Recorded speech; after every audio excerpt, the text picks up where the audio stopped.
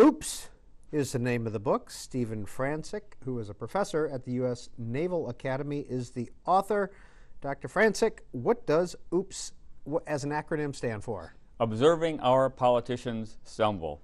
I had a book idea first, but then I woke up in the middle of the night and said, I've got to have some sort of a grabber on the title. And so, oops, I tried all sorts of different words, and so it's Observing Our Politicians Stumble.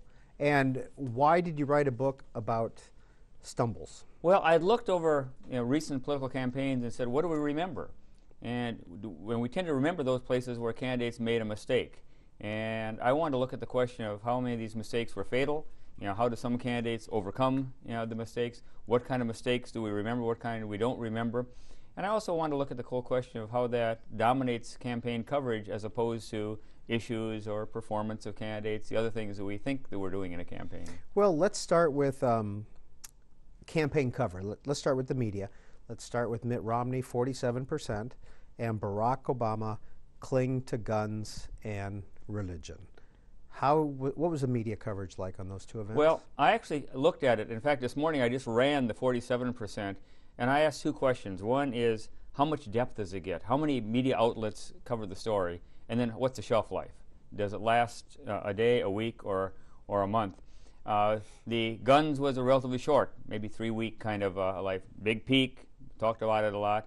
Romney, the 47%, we still haven't seen the end of that, obviously, but it's been about a month now. Now, the stories drop off, but they get dragged back in either by opponents or they get dragged in by events. I'm sure that as we come now to the presidential debates, someone will say, well, I wonder if he's going to respond to that. I wonder if Obama's going to ask him a question about that. Of course, the issue is, in my mind, which of these gaffes are ones that we ought to pay attention to? Do they represent a true character flaw? Do they represent an incapacity to act in a way we would like to have them act? Or are they just the normal things? We all make mistakes.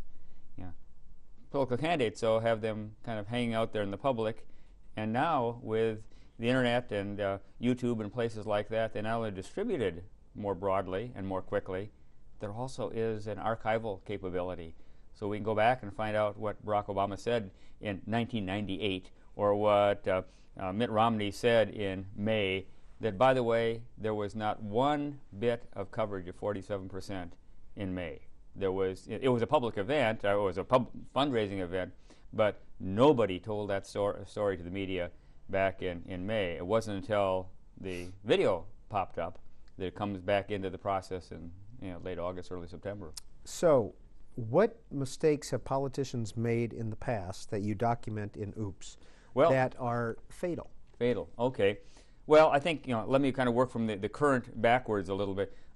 I think, when Rick Perry stands up and wants to be the Republican nominee and says, I'm going to cut government and I'm going to cut it in these ways, and then he can't remember which departments he's going to cover, you say he's just not ready for prime time. One that kind of affected us here back a ways was Elizabeth Dole.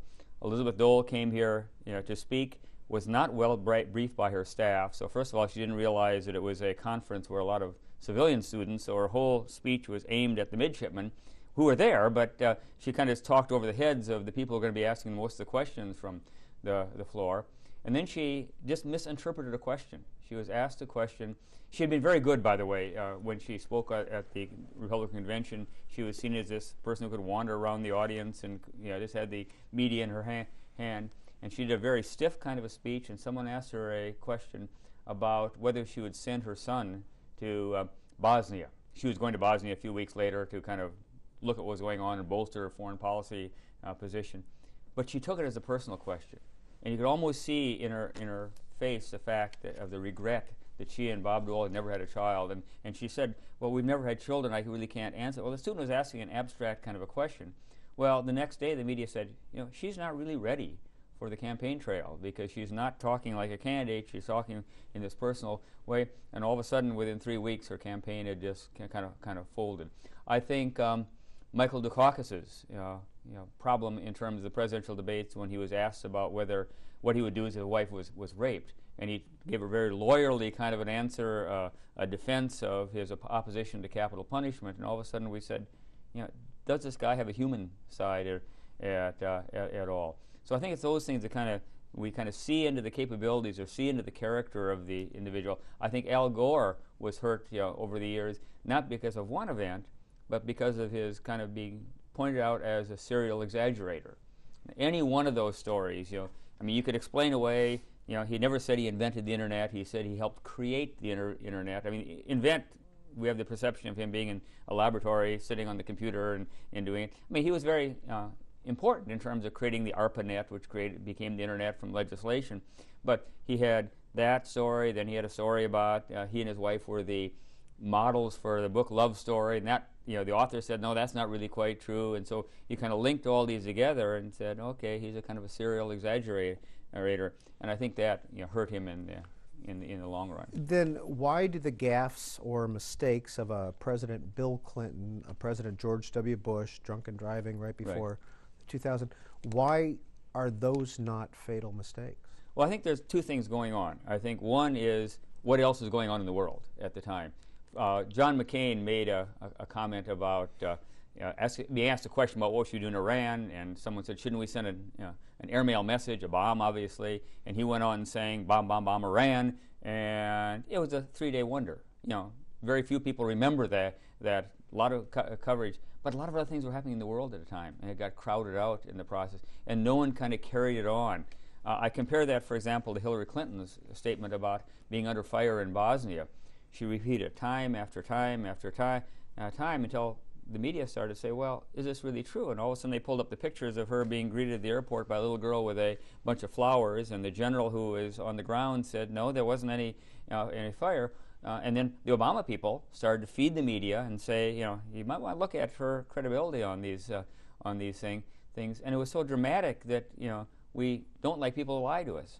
And, this is about as close as a presidential candidate, Obama, looking at a fellow Democrat saying, she lied to us, and I think that undermined what was going on. So I think who else is pushing it is important.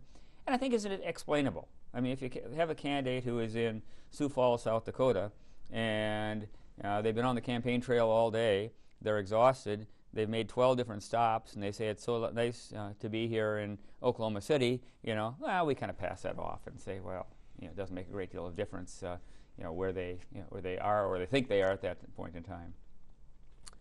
Gary Hart. Okay, Gary Hart created the kind of original sin of challenging the people in the media.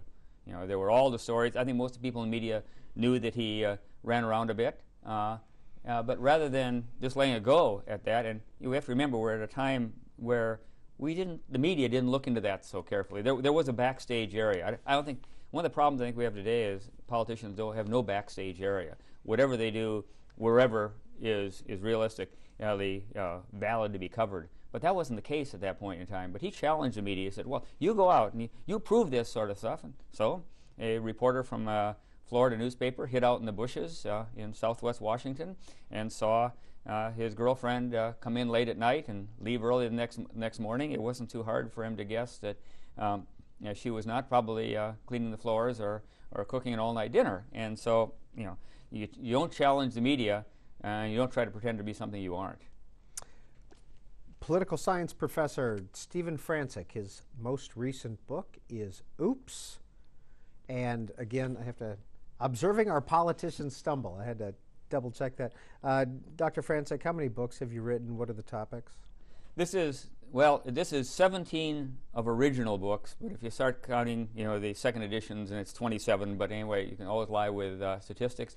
I mean, I start out, all academics have to do their kind of time in the trenches of doing academic kind of books. I've done textbooks. For the last 5 or 6 books I've done have been more fun kinds of books.